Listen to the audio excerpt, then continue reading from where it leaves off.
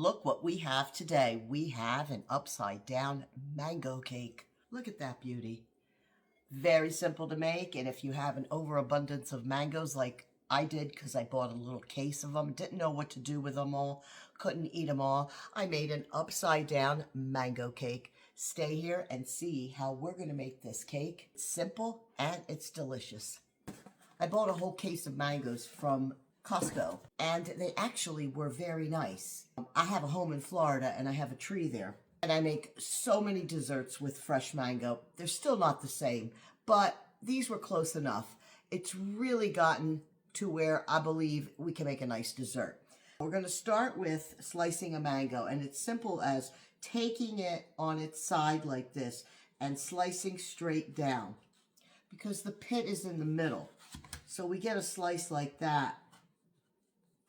So we're trying to go down the side of the mango. This one has a nice aroma. I think this will be sweet. And you just peel the skin.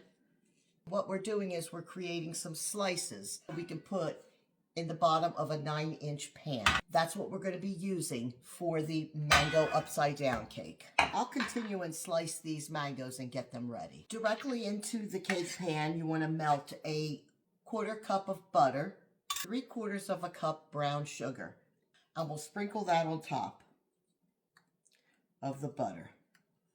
This is basically like doing, if you remember, a pineapple upside down cake, but we're going to use mango.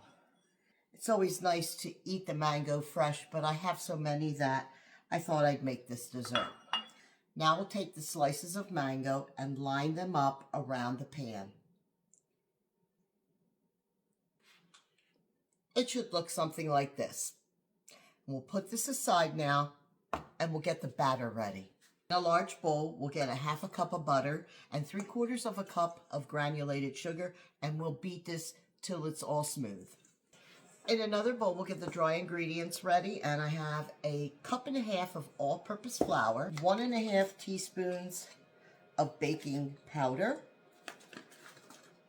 1 teaspoon of baking soda, and because we're using mangoes, ginger is always a nice added spice.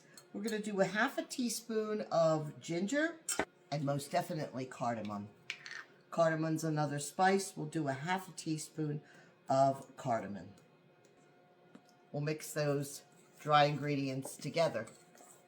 I'm not going to be putting any salt because I'm using salted butter.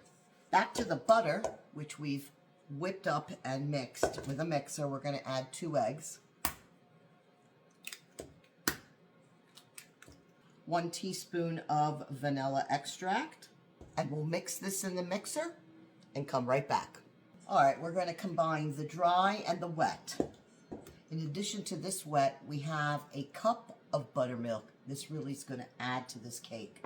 So we're going to add a little bit of flour, mix, a little bit of buttermilk, and mix, a little bit of flour again, and we'll do this until it's all combined. Okay, our batter is thoroughly mixed. You can use a hand mixer to get it nice and smooth. This is the batter. We'll pour it on top of the cake. We have the entire batter over the mangoes, and we'll put this in a 350-degree oven for about 50 to maybe 55 minutes. I'll let you know how long it took me to bake this. Cake baked for 50 minutes exactly. That's it. We're going to leave it on a cooling rack for 10 minutes only, and then we'll take it out. It's been 10 minutes, and we're going to go around the pan to loosen the cake. And hopefully this comes out good. If it doesn't, you all know how that works. You don't want to let it cool completely. The recommended time is 10 minutes. So we'll turn it over now. And let's see. It's okay. There it is. Upside down mango cake. Smells divine. If you like these kind of cakes, you should like this one. Now we'll let it cool before we cut it.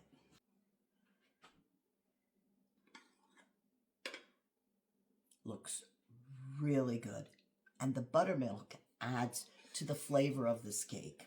Sometimes it's good to use the mangoes in a way like this, especially if you've gotten them and they're not as sweet as you like them. This recipe is fantastic to make an upside down cake. So moist, so delicate. I almost forgot. I whipped up a little fresh whipped cream. You use some heavy cream, you put a little sugar, and I have some coconut that I was going to sprinkle on top. Organic, dried coconut with no sugar. Now we'll try it. That did it. The added coconut gives it a tropical taste.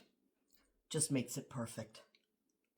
You can make this basically with any fruit. Pineapple, of course, even apples. Here's another one for you. Put this in your recipe keeper and give it a try. Keep this recipe and make it. If you like this recipe, follow for more.